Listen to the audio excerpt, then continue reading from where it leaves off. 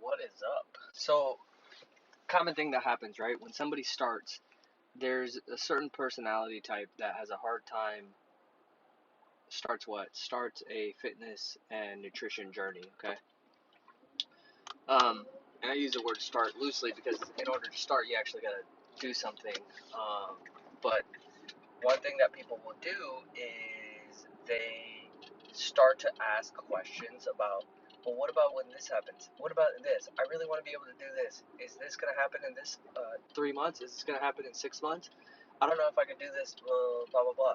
And then I would like to, basically, they come up with 58 different things that may be problems down the road.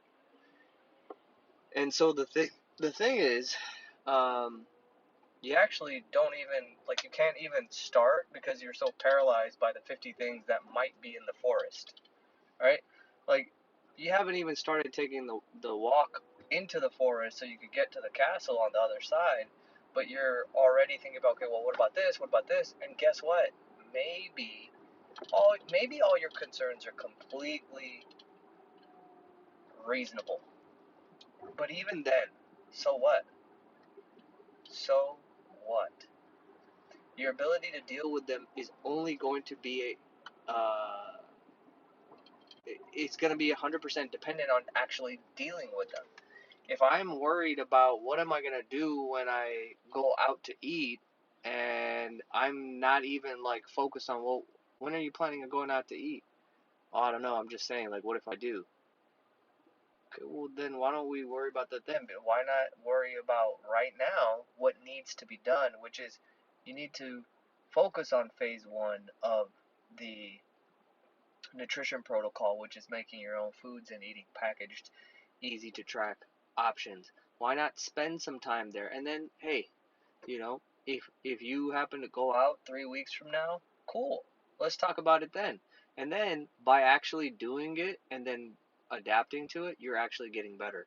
But by worrying yourself and creating all these monsters and scaring the shit out of yourself before you even take the first step, you're worried about step 19, and since you're worried about literally step 19 through 31, you're so like preoccupied with all the emotions that brings up that you can't even take step 1 through 5. And now here's the last thing with this. The funny thing is, if you can kind of just drop that and be like, well, let's cross those bridges when we get to them, right? Because nothing can be done anyway. Like, you cannot get a true understanding of something unless you've gone through it and done it. That's the only way. There's a lot of people who think they know stuff, but they haven't actually experienced it. And you can't know something truly until you experience it. And so the funny thing is, though, if you allow yourself to drop all of those fears and worries about steps 19 through 31, and you just start doing steps 1 through 5, funny thing happens. A lot of your worries just kind of disappear. Most things resolve themselves by themselves if you just focus on what matters. It's really, really interesting. Like, this is all about being present to what's right here, right now. And if I just do that, nothing, the things that we're afraid of actually don't end up happening.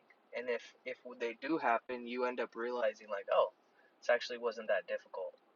Like, I'm a smart person. What are we talking about here? So I just wanted to leave you with that. Don't make up your own mind. Like, cross that bridge when you get to it, right? That's the main thing here. Focus on what matters. Cross that bridge when you get to it. And most things resolve by themselves. So, but if you're so preoccupied with that, you can't even take the first step. I will see you later.